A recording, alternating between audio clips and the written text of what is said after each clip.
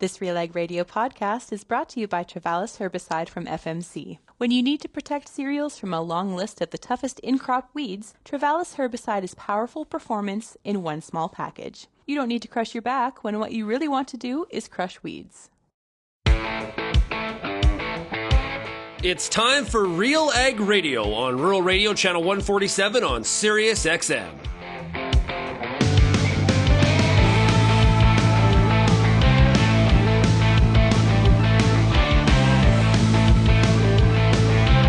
RealAg Radio and RealAgriculture.com is your home for insight and analysis of the issues that are impacting your farm business. Let's get real and get connected with RealAg Radio.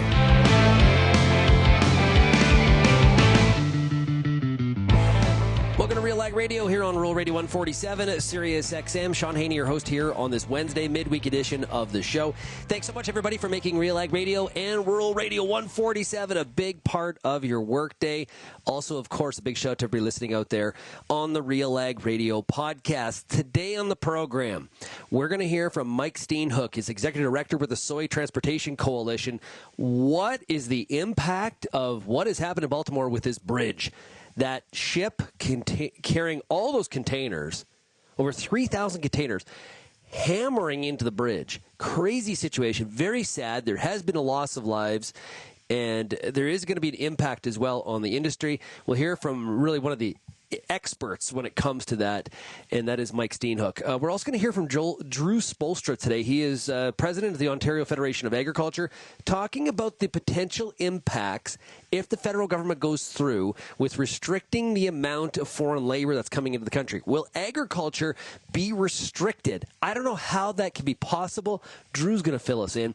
Also, we've got a Farm Safety Roundup new episode here today. We'll be talking to Ryan Dick, and he's going to talk about really taking care of yourself from a farm safety standpoint, your family, and your operation, how it all melds together as we come off of Farm Safety Week here last month.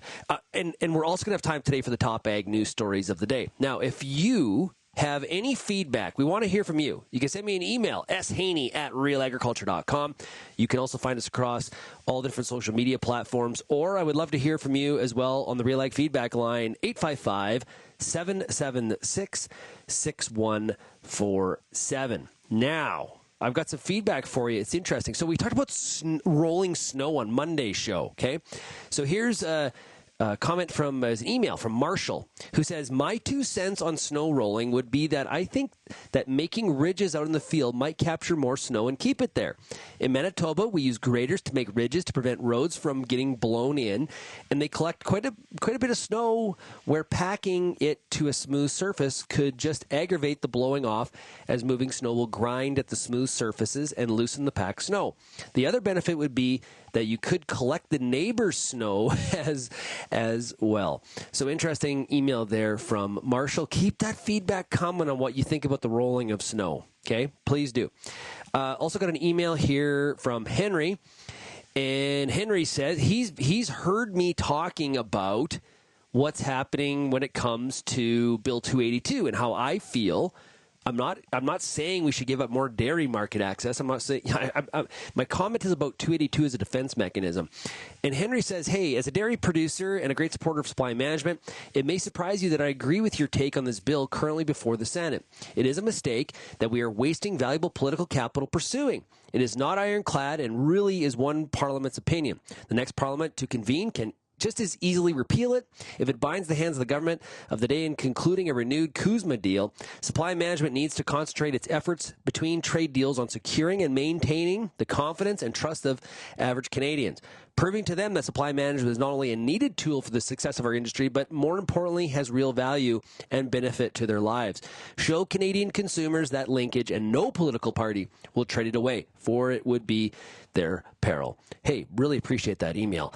Okay, so yeah, give me your feedback. Love reading it on the air. Love your guys' perspectives as well. Get them out there and kind of continues the conversation. Let's take a break. When we come back, we're talking that Baltimore Bridge, the ship with all the containers, and what does it mean for the industry with Mike Steenhoek of the U.S. Soy Transportation Coalition. You're listening to RealAg Radio, Rural Radio 147, Sirius XM.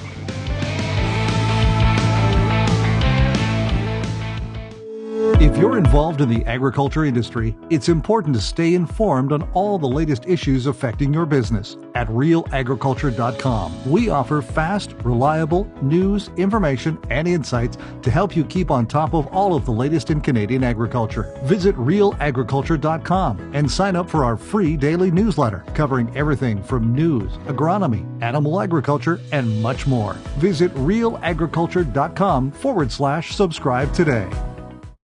I am Lindsay Smith. Today's show, of course, brought to you by Koch Agronomic Services. And joining me now is Bryce Geisel. So what should farmers be keeping in mind about protecting nitrogen? Well, the main thing, there are three forms of nitrogen loss. The key one with spring nitrogen applications is volatilization. And in order to mitigate it, we need to inhibit the specific enzymes in the soil to keep that nitrogen in the field. So how then, though, if I want to make the best decision for the fertilizer that I've got, how do I know the level of rate or that the product that I'm using has got the right amount of stabilizer in it? There are lots of good sources that you can kind of utilize to find that information. It's always good to talk to an agronomist, talk to the manufacturer, to your retail, and have those questions. So our products are the standard that researchers use here in Canada and are scientifically proven to work.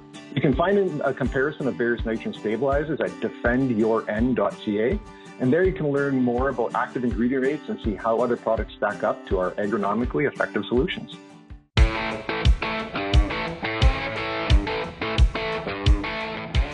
Next thing you know the next thing. Next is Now is a short podcast discussing agriculture's emerging next generation tech and trends as they're happening in our industry. Next is Now, presented by GFL Ag. Listen where you get your podcast today. Okay, it's all over the news. You can't avoid it. It is an incredible video. It's amazing. They actually got it on videos. I think it was CCTV footage. But this ship that has taken down this bridge in Baltimore, and a lot of times we talk about ports, and the port in Baltimore doesn't come up a lot, right? We talk about other ones, but boy, does it do a lot of business. There is a lot of goods that are moving through that port in Baltimore. And of course, that bridge is a major transportation point for the city of Baltimore. 31,000 people a day, I heard, according to Bloomberg, cross that bridge every single day. 31,000 people. Just imagine what traffic is like in Baltimore here the past couple days. And of course, the search still continues for some people that are missing. I believe the number is 6. So a very tragic, sad situation on what has happened here in Baltimore this week. And now to talk about some of the impacts as it applies to the agricultural industry, Lindsay Smith of Real Agriculture, of course you know her very well. She had a chance to catch up with Mike Steenhoek. He is with the U.S. Soy Transportation Coalition. Hey, it's good to be with you. All right. Thanks for having me. So yesterday morning, most of us woke up to a pretty, just unbelievable scene, really, at the Port of Baltimore, where the Francis Scott Key Bridge had been hit by a huge container load vessel and demolished, which I still, watching the video, can't believe it. That, of course, brings up the question of just how important is this port to agriculture commodities for this audience. Mike, you've got some of those numbers. What can you tell us about how important this port is? Well, as far in comparison to some of the other export regions for soybeans and grain, like the Mississippi Gulf or like the Pacific Northwest, the Port of Baltimore is not as seismic as those particular port regions. The most recent numbers I've seen from 2023, about 300,000 metric tons of soybeans are exported from the Port of Baltimore, and that's pretty much 100% in shipping containers, not in bulk vessels. Well, you compare that to the Mississippi Gulf region around New Orleans, which accommodates 35.4 million metric tons of soybeans, so significantly more than what the Port of Baltimore accommodates. But there are other products that are a part of the agricultural economy, like fertilizers and other commodities as well. There's a significant amount of sugar that gets imported into the Port of Baltimore because there's a sugar refinery located there. While it's not as significant to the viability of the soybean and grain export program, kind of the broader picture is that these ports are really critical to the health of and success of the U.S. economy. And you have a disruption at one of them, the ripple effects can be quite profound. Absolutely. So yes. So to that point, perhaps not from the grain perspective, the most important, but as you point out, logistics are a fully integrated system, and so challenges in one potentially have impacts on other.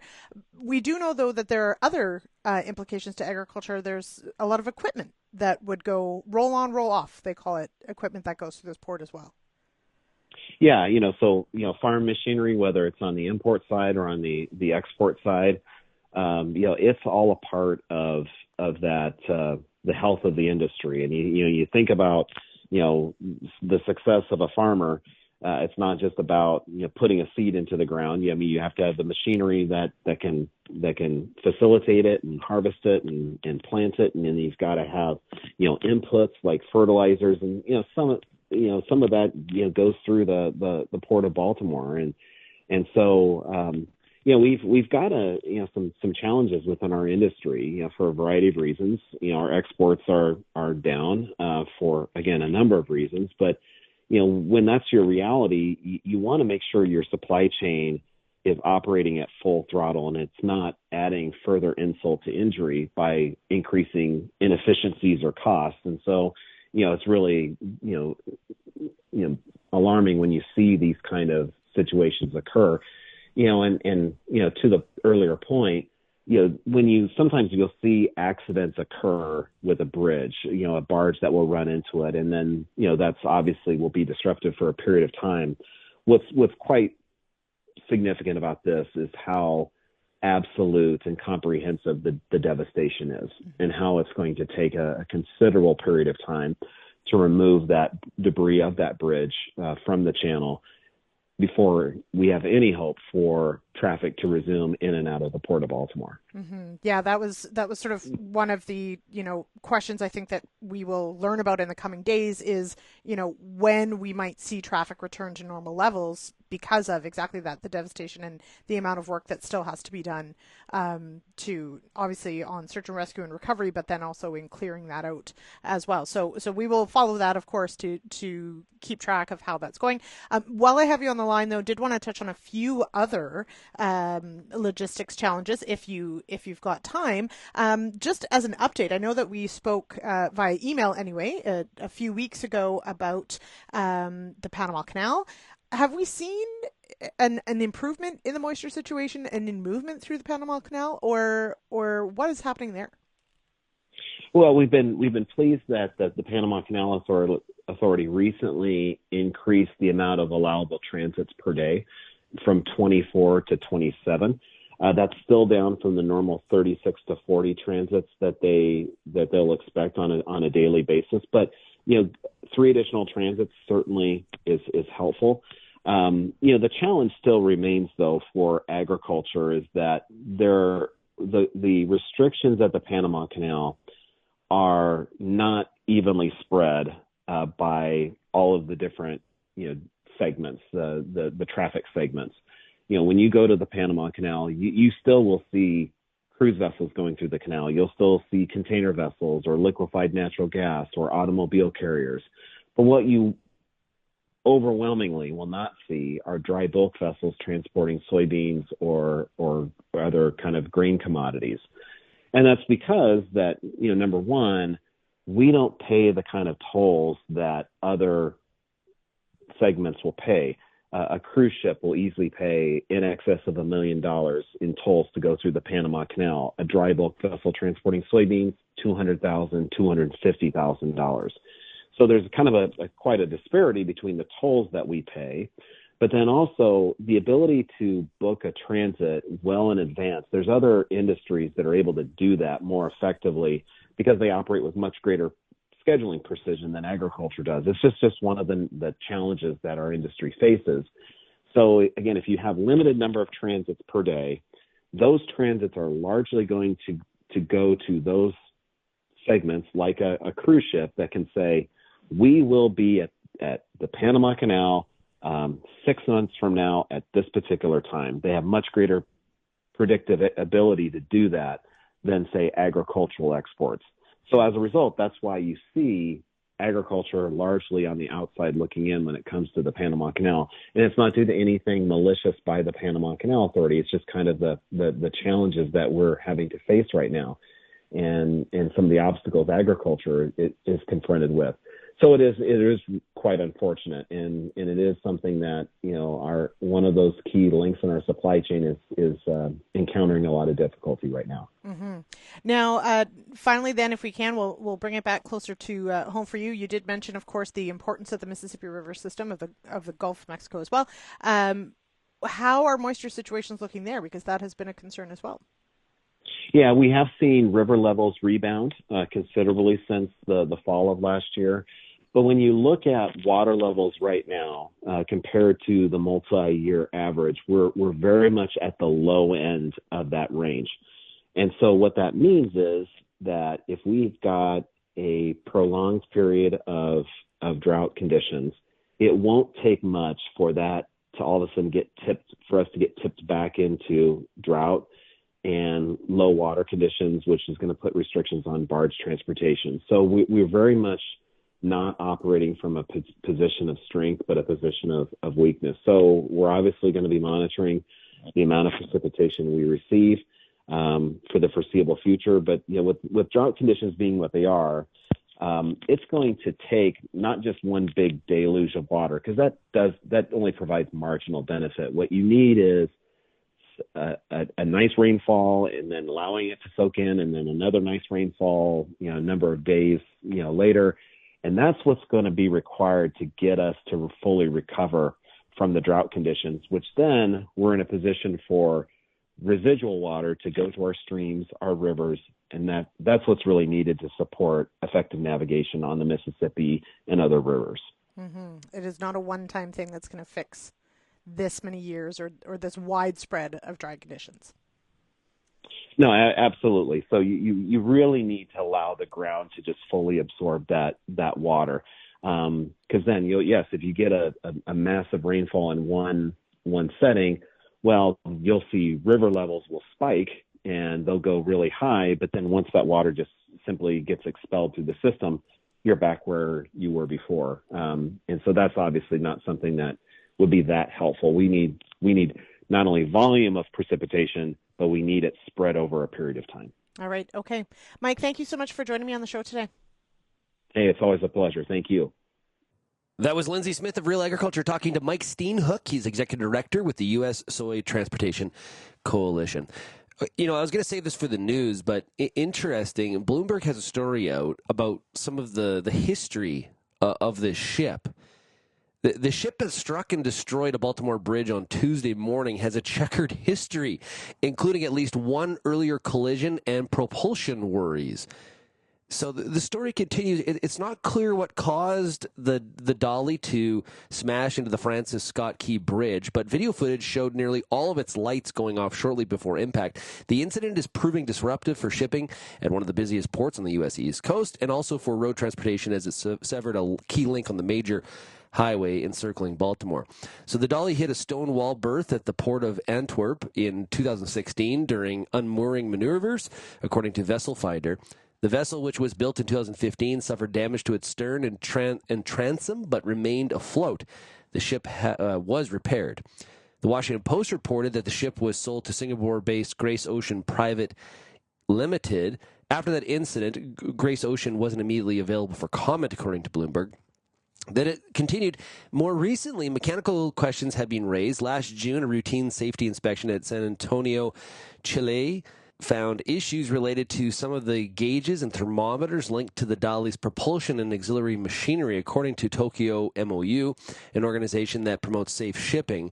The issues weren't grounds to detain the ship flying under the Singapore flag, and it was unclear exactly what they were. So take that for what it's worth. Not sure the context of that in terms of how often do these ships have these same kinds of issues. Is this an anomaly or something that's very, very common? The story didn't exactly break that down, but there's going to be a lot of people looking at what caused this incident and preventing it, of course, from happening, or as much as possible prevent it from happening anytime in the future in other situations. So we'll definitely be following this story as it continues to break. It's all over the net. Like, you can't avoid this story.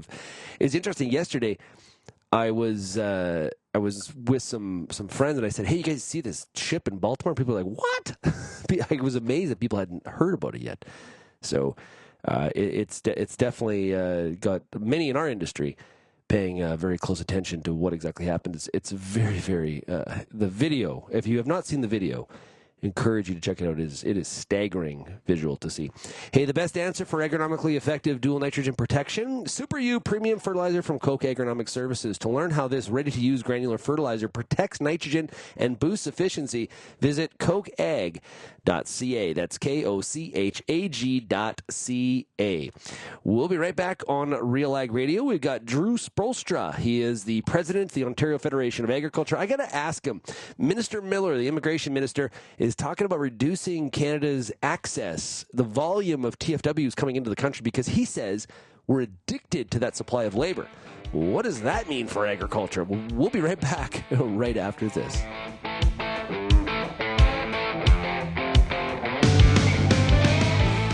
Before you get back in the field this year, spend some time with the Corn School on RealAgriculture.com. Get all the information you need on hybrid selection, planting depth, crop inputs, and more from a wide range of industry experts. A massive library of video content is available on demand when you need it most.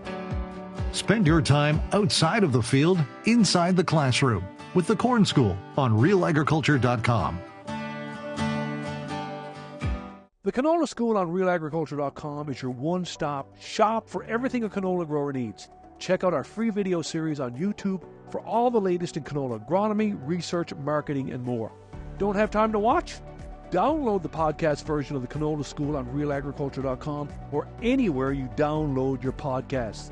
Stay on top of all things canola with the Canola School on RealAgriculture.com, brought to you by BASF and Invigor Hybrid Canola.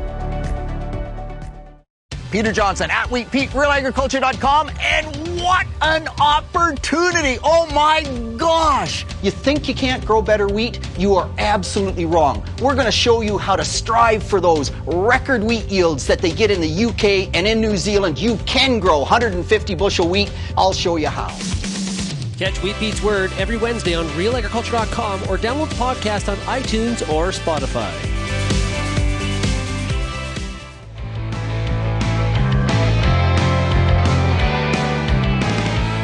And welcome back to RealAg Radio. Co-op knows your community because we live here too. Our teams are your trusted partners with a range of expertise to help support your entire farm operation. Co-op, here for your farm, here for your family. Learn more by going to Co-op's website, co-op.crs/farm. That is Co-op. We've been concerned here at Real Agriculture about some of the things that Immigration Minister Mark Miller has been saying about Canada being, in his words, addicted to temporary foreign workers. Here to talk about some of the potential impacts to agriculture if there is a restriction put on TFWs going forward by the Canadian government is Drew Spoelstra. He is a farmer from Binbrook, also, of course, president of the Ontario Federation of Agriculture. Hey, Drew, great to see you again. Hey, Sean, thanks for having me. Okay, so in a nutshell, is this something that the OFA is concerned about? If there is a restriction, TFW is very, very important to agriculture specifically, for sure, in Ontario with the horde industry and the mushroom farms and things like that. So break it down for us. Yeah, definitely concerning anytime we talk about foreign labor and the requirements that we need. Certainly, we know there is a lot of foreign labor right now working in agriculture. I think it's about 28,000 people across Ontario working in agriculture that, through the Temporary Foreign Worker Program or the SOP program, Seasonal Ag Workers Program. So, whenever we hear these things being brought up by different ministries across the Canadian government, it is concerning. But in this case, I think what we've heard is that agriculture will not be affected by these new changes. So that's positive, and we're certainly working with our partners across the industry, OFVGA and others that hire a lot of temporary foreign workers to get the real details on some of these impacts. So, in your discussions with the federal government, have you heard that agriculture is going to get some sort of exemption from the cutback? Yeah, I'm not sure. Well, I'm not sure anybody's really said exemption, but it's just been the fact that agriculture is not going to be affected by these changes. There seems to be some recognition of the critical importance of the workers in the ag sector, and so it seems that they'll be making some type of an exception for the temporary farm workers coming into the ag stream. Boy, that would be really, really encouraging, and honestly, very necessary. I'm not sure which industry is going to take it on the chin, because I think a lot of industries that are using TFWs do require the labor. So I'm not sure who is going to be the unlucky participant in using that as a source of labor. Do you have any sense of where TFWs are being overused from a volume standpoint, or what is the government trying to get to? No, the same thing. I don't know, what sectors are going to be more challenged by this than others. Certainly, there's some concern around the food processing sector as well, because that's a critical piece of our business. Not only the primary production and the requirements that are needed from temporary foreign labor on that side, but certainly in the food processing sector. A lot of these folks are skilled labor, and they require their services across the food processing side as well. In agriculture and food, we're already seeing about 7,600 vacancies in Ontario. And we can't afford for that vacancy rate to grow. So, we need domestic labor, and certainly we want to focus on that. We also need the foreign labor piece, and we want to make sure that, I think there was a comment that we need to exhaust all other options before going to temporary labor. I think that was the minister's comment, and I think we're already doing that. If we weren't doing that, we wouldn't be seeing these 7,600 vacancies across the industry in Ontario. Yeah, good point. Yeah, we've actually already implemented that step, and we're proving that we're having a really hard time filling a lot of these vacancies in a lot of these situations. And there seems, and I've heard it from members of our audience who maybe are observers of agriculture, who have said to me at times through email or phone calls that why isn't agriculture hiring more Canadians to do some of this work? And if we could, and I'm speaking for the industry when I say we, if the industry could do that, they would be happy to. That's it's not like we're avoiding Canadians working in the industry at all, Drew. No, absolutely. And when it comes to hiring domestic labor, there's certainly a lot less steps in the process and a lot less burdensome paperwork for farmers to do. And that's the last thing we need is extra steps in the process, or extra steps for farmers that are trying to hire this labor. And but ultimately we need to do whatever we can to support our farm businesses, and if that's hiring additional temporary foreign workers, that's what we're going to do. And the process has been set up so that it's a successful process for the farm businesses and for the workers that are coming here. They rely on these jobs in a lot of cases to support their families back home. And, that's a big part of this industry as well. And supporting our networks across different parts of the world is an important factor. So. Yeah, and that's been part of my concern too that I've brought up, is that when I read some of the things that they're talking about, and the prove it process and things like that, this is an access point for labor that we do not need to add more bureaucracy to. We don't need to add layers of barriers. As you said, we're already going through some of those steps the government's talking about implementing in terms of trying to prove that you require this kind of a labor source. I hear from a lot of our audience, man, it is brutal in terms of some of the paperwork and how long you have to wait and all of those kinds of things. So adding bureaucracy to this whole thing would really, really be unfortunate. So that's something I'm sure the OFA is talking to the government about. Yeah, definitely. Certainly a lot of steps in the process, but farmers certainly feel it's worthwhile to go through that process and ensure that they get the labor they need and the skilled position, fill those skilled positions on farm year after year. Lots of times it's by the exact same people coming back to the exact same farms. And, there are a lot of regulations in this process and a lot of requirements that farmers need to meet. And, they're certainly doing those things.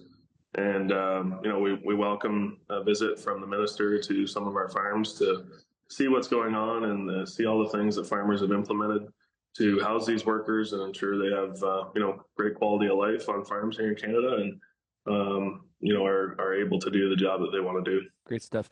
Well, hey, Drew, appreciate you joining us. That is Drew Spoelstra. He is president of the OFA. Drew, have yourself a great spring and keep up the great work. Thanks much, Sean. I think it's going to be critical for groups like the OFA to stay on this one.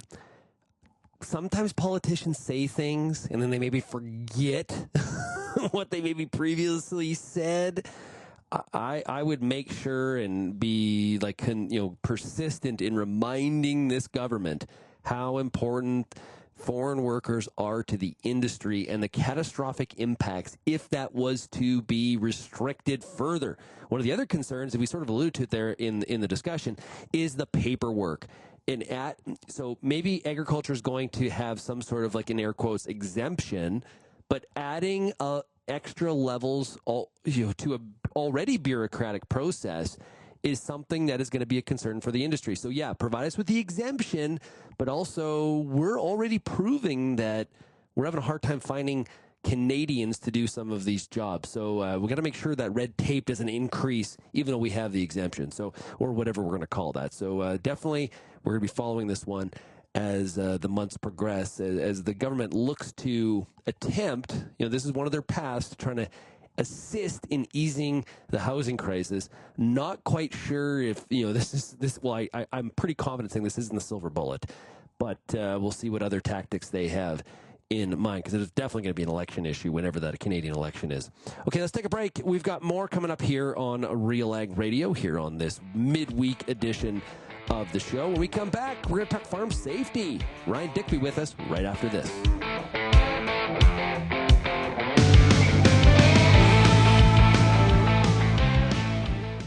What's next for your fields? At Pioneer, delivering industry-leading genetics drives everything we do. From the scientists in the lab to our local teams with boots on the ground, we are determined to get there first. Developing top-performing products, proven in more growing conditions than ever before. Pioneer. What's next happens here. Visit pioneer.com/Canada to learn more. Hi, I'm Bernard Tobin, host of the Soybean School on RealAgriculture.com. Throughout the year, on the Soybean School, we'll bring you timely agronomic video content from planting to harvest, from the latest agronomic research to the latest in production technology. Check out our massive video library on YouTube, RealAgriculture.com, or download the audio podcast versions wherever you get your podcasts. The Soybean School is brought to you by BASF and Syngenta Canada.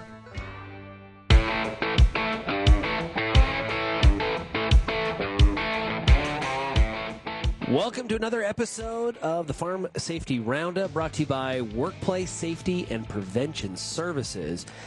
Canadian Agricultural Safety Week, the annual nationwide initiative delivered by the Canadian Agricultural Safety Association, it's wrapped up for another year. But raising awareness about the importance of safe agriculture is something that justifies a spotlight year-round. As a health and safety consultant with Workplace Safety and Prevention Services, and also a farmer, I might add, Ryan Dick talks about safety every day. In fact, Ryan is out in the field today working with a farm operation in Dundas, Ontario.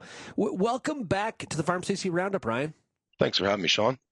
This year, the focus for Farm Safety Week was on providing practical safety advice and encouraging conversations about farm safety while showcasing how safety directly contributes to the success and sustainability of farming operations. Really, when we think about this episode, safety is our heritage.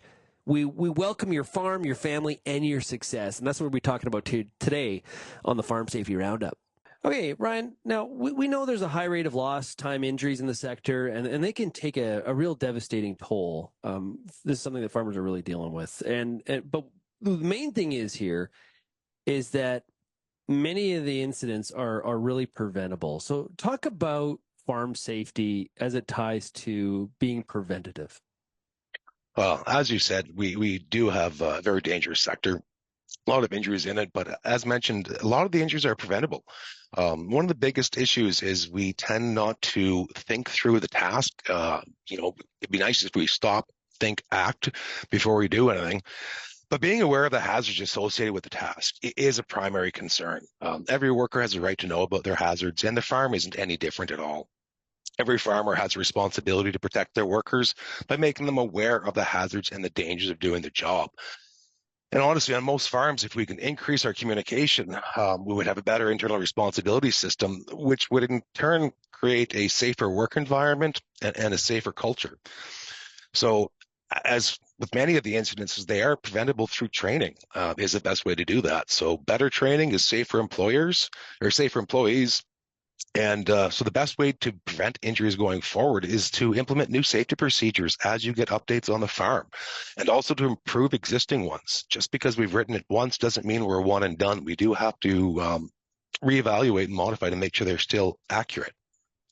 You know, and as I think about it, as you're talking about that, I can think of a lot of, you know, what we call like close calls, right? And you know, sometimes we're in a group of farmers, we talk about some of those close calls, and it's a learning opportunity as opposed to just being story time. But when we look at those close calls or close misses, most of us have gone through them. What can we learn from these as we reflect on our own and ones that other farmers have told us about? Well, as you mentioned, we all have our stories to tell. You know, you put a group of farmers in a room and everybody's going to have a story to tell about a near miss or a situation that happened on their farm. But it is, as you say, important to learn from these misses. Too often we scratch off a near miss as a lucky break, and nothing really changes to prevent it from happening again. We've had ourselves in the back. We're happy that we got away from that one, but we really don't take actions to prevent that from happening again. A lot of the time, the other issue about the near misses that we don't learn from is a lot of the time they're not reported by the employee, whether that be through embarrassment or fear of reporting an issue to the employer. So it's important to understand the risks of the near misses, to consider the consequences if it does happen again, and determine the root cause of why it almost happened. It's important to understand that the root cause really has to be addressed here. Is it a training issue that we didn't learn from, or is it a communication that wasn't properly identified, or perhaps it's an education thing? So you really have to have ways of considering, or you need to consider ways to control those near misses on the farm. And we need to see a change in the shift of the safety culture on our farms. We need to encourage better and open dialogue for the IRS and adopt attitudes that make learning and adjusting how we do our practices part of the daily routines. You know, when we think about they're very preventative, the one I'm thinking of for me personally was, I remember one time, you know, late teens, driving a swather, very, very tired around harvest time, fell asleep and almost drove it off a coulee edge, and happened to wake up, you know, or get out of it just at the right time. Very, very preventative. You know, dummy me should have stopped when I was so tired and just had a nap. Right? It's easier said than done at times. Sometimes we really don't consider what has to be done as far as our abilities to complete those. Yeah, for sure. Now, farming has unique risks to family and as well as workers. Talk about some of those unique risks. Well, one of the biggest unique risks in farming that's not in most other industries is the fact that the workplace has dual functions. In the farm, the workplace is both a place of business and home residence. So often there's kids, elderly, visitors, they're all at risk on a daily basis. So not only do we have to train our employees to be aware of the dangers, the hazards of the equipment and the processes they're working, we need to train them to be aware that kids love sounds. The kids love the tractors. And just because there's nobody around when you start the task doesn't necessarily mean that's going to be the same way. So it's important to understand that visitors and children will not know the procedures that you and your farm employees know. So when you are carrying out hazard assessments on the farm, they need to be carried out with children in mind as well. Employees also need to be trained how to do their tasks safely. And be able to approach and give a good example is one of the biggest issues as far as leading by example. If we're showing our kids it's okay to step over a PTO shaft, that's exactly what those kids are going to be doing. So you really have to take that into consideration. And one of the hardest things to do is to establish those boundaries, to provide supervision to our kids on the farm. teach hazard awareness from an early age. And as I mentioned, lead from example, because the kids take cues from the workers and they'll absorb the safety culture they witness. Yeah. Well, hey, Ryan, a good example is kids and adults, and adults, you too. Like, we think about distracted driving with phones. It also applies when we're operating equipment or being around equipment on the farm too, man. Yeah, absolutely. And as you mentioned, it's not just kids. To be honest, all of us as farmers, also as people who will once in a while check that phone when maybe we shouldn't be. But it's really important to understand that the kids don't necessarily have the same awareness that we have. They have not got the life experiences that we've got to get us to this point that unfortunately sometimes get us out of those distracted situations. So the kids have so many risks they need to be aware of. Especially by the cell phones, as you mentioned, whether the phone be ringing, whether it's messaging with their friends, Googling things, or just taking photos. It's very important to stress situational and hazard awareness to all the kids, especially again with teenagers, and not wanting to signal them out, but brains are still developing at that point in time. The parts that control how teens react to situations is typically one of the last parts of the brain to develop. So it's pretty easy to get complacent with the young children and give them the tablets. But you need to understand that they're going to get bored eventually, especially if there's a service interruption, and they will wander around. And the technology, as nice as it is as a babysitter once in a while, offers a huge, unique set of risks through complacency, especially. Yeah. And yeah, you find yourself caught in the moment and zone out. Yeah, we've all been there for sure. And Ryan, a part of this too, when it comes to safety, and I gave my example, I was exhausted, I was tired. It's a good example though of not taking care of myself. And I know that you're a big proponent of farmers really needing to take care of you, so to speak, themselves, and taking that time for themselves as well. Talk about that. And that's a great theory that we all need to somehow put into practice. But in my experience, farmers are taking care of everyone else except themselves. For some reason, our productivity and accomplishment seem to be tied to our self-worth, and we are super hard on ourselves when our performance levels are affected. We'll put undue pressure and stressor on ourselves with a never-ending workload. Also, it's getting harder and harder to find regular and qualified help. So we seem to take a lot of those more pressures on ourselves. It's very important that we start looking at ourselves and our mental health and physical health the same way we're starting to look at our equipment. You're not going to take your seed drill out to the field in the spring if you haven't gone over it either the fall or the spring, and that's the preventative maintenance. Well, we have to start treating ourselves the same way and treating it like preventative maintenance, because it's a lot cheaper to head problems off rather than just to deal with the problems.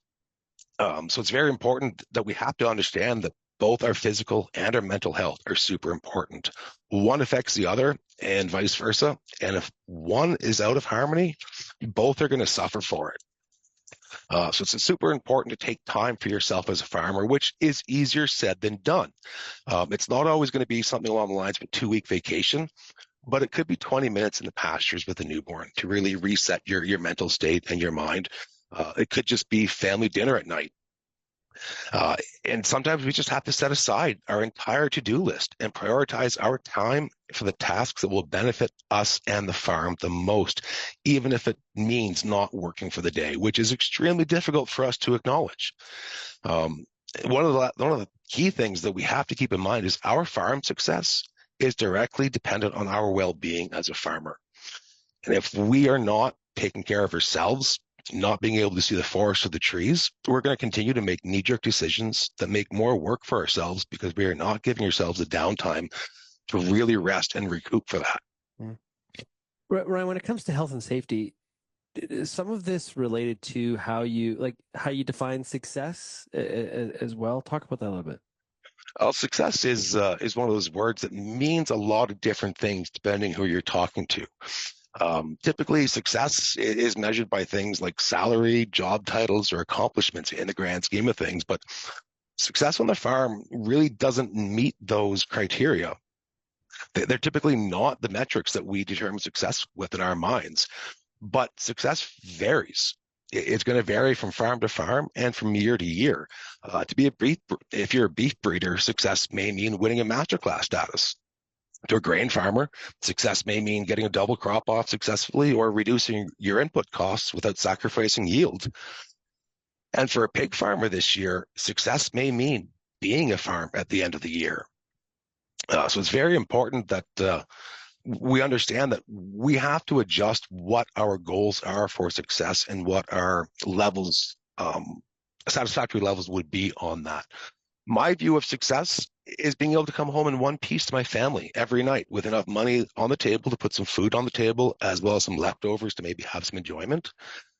Our view at WSPS of success is being able to come home, as I said, every night safe and sound. And regardless of what your view of success is, there's a few things that help you get you there on the farm. One of those things is putting health and safety at the forefront. Because if you're not around to enjoy your success, what point is having success? And in order to accomplish that, put things like the stop, think, act into effect. Adopt and encourage open communication on the farm. Encourage the workers to report concerns.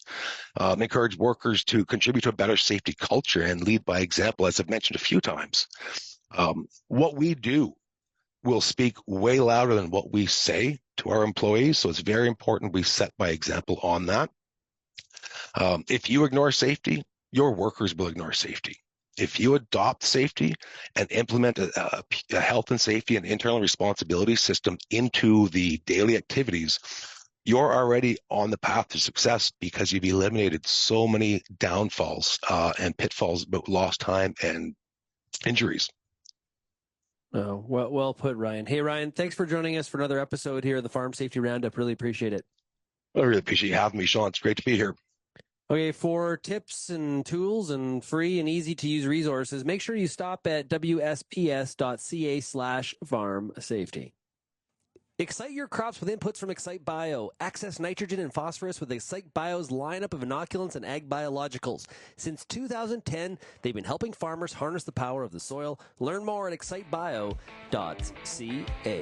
We'll be right back on RealAg Radio with top ag news stories of the day right after this.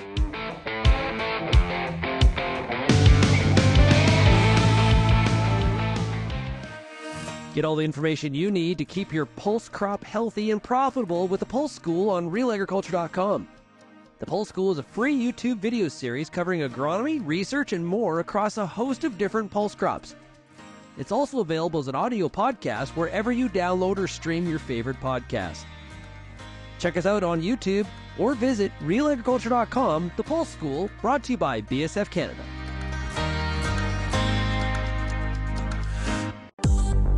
I'm Lindsay Smith from RealAgriculture.com. Join me Monday nights for The Agronomists, a 1-hour live and interactive show broadcast across YouTube, Facebook, and X. Monday nights at 8 p.m. Eastern, I host expert agronomists from all over the country to give you answers to some of the toughest agronomic questions. Join us live or catch the replay Tuesday morning. That's The Agronomists with me, Lindsay Smith, Monday nights live at 8 p.m. Eastern.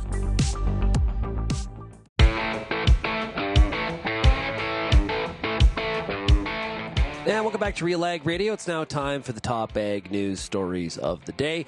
The answer to your above-ground nitrogen loss problem is Anvil Nitrogen Stabilizer from Koch Agronomic Services. To learn how Anvil's dual active ingredients deliver extended protection, visit kochag.ca. Okay, we got a little bit of time here for the top ag news stories of the day here on RealAg Radio. Lots happening, of course, out there in the world of agriculture. First up, I believe we've got some economic news. And, trade. Trade Minister Mary Ng opened the second Canada-Vietnam Joint Economic Committee in Hanoi on Wednesday, following meetings with senior Vietnamese leaders in the Southeast Asian country's capital. Ms. Ng is leading the largest ever Team Canada delegation to Vietnam this week, visiting Hanoi and Ho Chi Minh City. Both Ottawa and Canadian businesses are seeking closer ties with Vietnam as the country's economy is booming amid a push in the West to diversify supply chains and reduce reliance on China. Canada is Vietnam's third largest trading partner in the Americas, behind the U.S. and Brazil. So we're in good company there. While Vietnam is Canada's largest trading partner in the Southeast Asia and seventh largest overall. Last year, trade between the two nations hit $14 billion, though growth also slowed for the first time amid the impact of geopolitical conflicts and a global recession, said Ms. Ng's Vietnamese counterpart on the trade side of the equation. So important work. Are we overusing this Team Canada approach all the time? Like, do we have uniforms for this Team Canada? It seems like this is a phrase we're using a lot. I'm just being picky, but Vietnam, very, very, very, very important work, and it is good to see Minister Ng and some of her colleagues over in Vietnam pushing for more trade with the country. The Bank of Canada has made some, they've issued a stark warning about the country's weak labor productivity and low levels of business investment on Tuesday, saying the situation is an emergency that makes it harder to control inflation and which would erode living standards if left unaddressed. In an unusually blunt speech in Halifax, Senior Deputy Governor Carolyn Rogers said that Canada is slipping further behind the United States and other peer countries when it comes to economic output per hour worked. She pointed to weak business investment, meager competition, and a failure to properly integrate skilled immigrants into the Canadian workforce. Now, this is a major concern. Okay, it's just not the Bank of Canada talking about this. There are economists all over talking about Canada's productivity issue. We are not productive enough. The story continued in the Globe and Mail saying Canada has long lagged the United States when it comes to how much the economy produces per hour of work, but the situation has gotten worse over the past decade, especially coming out of the pandemic.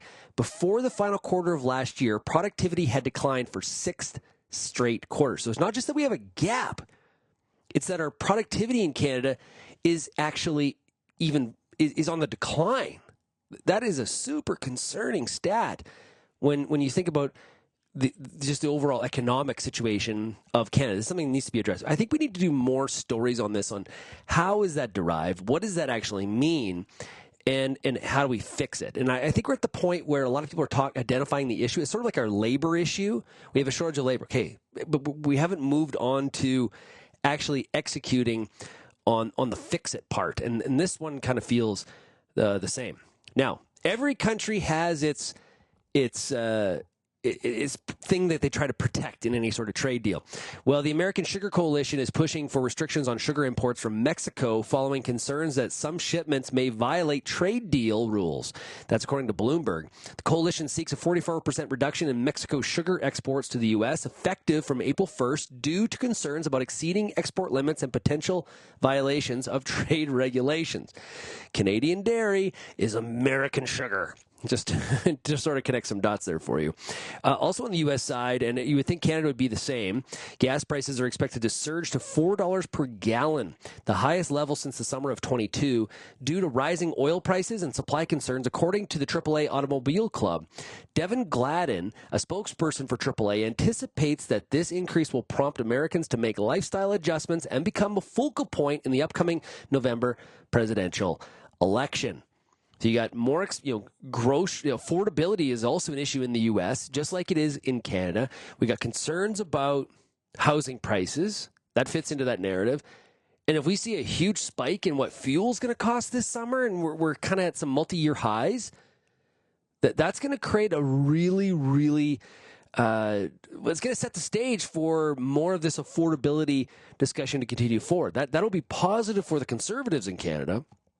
And it'd be something the Liberals are going to try to fend against, especially as they see inflation kind of, there's some data showing that inflation is kind of cooling, but at the same time, we're not too sure what's happening with rates and maybe not as aggressive cuts as we once thought. Hey, if you have any feedback, send me an email, shaney@realagriculture.com.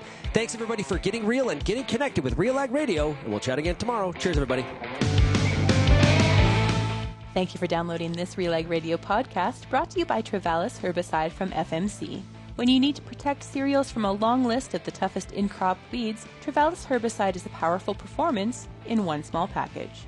You don't need to crush your back when really what you want to do is crush weeds.